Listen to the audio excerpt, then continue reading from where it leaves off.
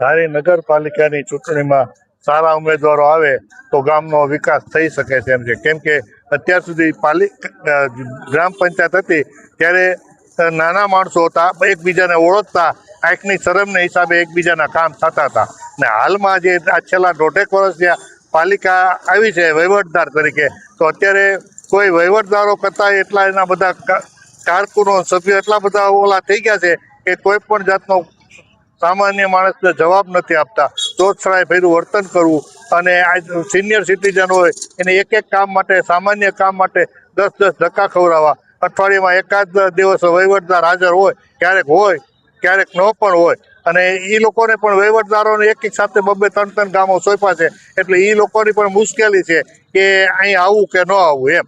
માટે અમારો એવી ભાવના છે કે બને ત્યાં સુધી સારામાં સારા સભ્યોને નિમે અને ગામનો વધુમાં વધુ વિકાસ થાય એવી અમારી વિનંતી છે. બીજા નંબરે આજે પાછળ જગ્યા છે એ ડેમ ખાતાના ડુબાણમાં ગયેલી જગ્યા છે, અને એની અંદર જગ્યા છે જેની અંદર જો અત્યારે પાલિકા વિચારે અને સારું એવું રાઉન્ડ કરી, સર્કલ કરી અને સિનિયર સિટીઝનોને બેસવા માટેની વ્યવસ્થા કરે અને તો પણ સારું છે. અને બીજા નંબરે જે લાઇબ્રેરી છે, જે લાઇબ્રેરી બને એટલી વહેલામાં વહેલી તકે ગામની અંદર નવેસરથી ચાલુ કરવામાં આવે એવી અમારી માગણી છે.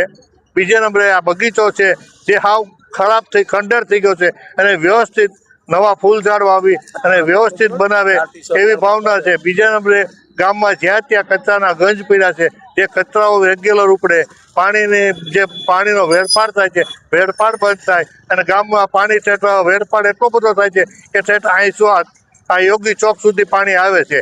બીજા નંબરે કે જેમ બને તેમ ગામનો વિકાસ થાય એવા સારા સભ્યોની નિમણૂક કરે કે જે ભવિષ્યમાં ગામનો વિકાસ કરી શકે અને ગામનો વધુમાં વધુ વિકાસ થાય. અને આ છેલ્લે બ્રોડગેજ તો ઠીક, પણ જે લોકલ ટ્રેનો જે અમરેલી, જુનાગઢ, વેરાવળની ચાલતી હતી એ સંપૂર્ણપણે બંધ કરવામાં આવી છે.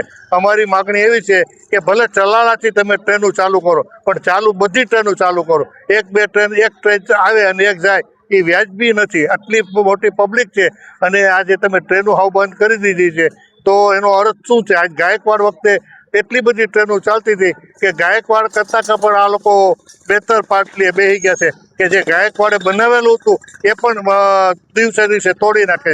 ગાયકવાડે બનાવેલી લાઇબ્રેરી તોડી નાખી, ગાયકવાડે બનાવેલું બાલ મંદિર તોડી નાખ્યું. ગાયકવાડને જે આ ટ્રેનો હતી એ ટ્રેનો બધી બંધ કરી દીધી છે, અને ખૂબ જ માણસોને જુનાગઢ છે, વેરાવળ જવા માટે ખૂબ જ મુશ્કેલી પડી છે. માટે અમારી વિનંતી છે કે તાત્કાલિક આ ટ્રેનો ચાલુ થાય અને બ્રોડગેજ માટે વધુમાં વધુ ધારાસભ્યો તથા સંસદ સભ્યો ધ્યાન દઈ અને વહેલી તકે કરાવે એવી અમારી પ્રજાજનોની માગણી છે.